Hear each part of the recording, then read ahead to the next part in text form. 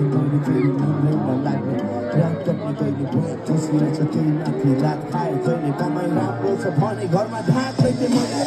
कसरी रुकाउ यो सबै कुराहरू बरु आधा काँचो सपनालाई अझै पुरा गरौँ भन्ने सोच्ने कसैमा सानो गाह्रो रातो मलाई राम्रो ठाउँ दिन सबैको पानी औषधिको खाना पसिनो यो राम्रो राम्रो खाना पिठो मसिनो परिवारलाई देखा बाहिर कति गाह्रो छ बरु के त्यो नले तिरी भर्ती राम्रो छ पुरानो सबै साथी गाडी चढिरहेको छ आफ्नो सुनको भरिरहेको छ परिरहेको छ लाग्छ मैले कतै देखिरहेको छु आमामा डरलाग्दो कुराहरू देखिरहेको छु चिन्ता लाग्छ जहिले पनि ल आफूलाई एकदम टेक केयर गर्नु जहिले पनि सुरुमा आफू हेल्दी हुनुपर्छ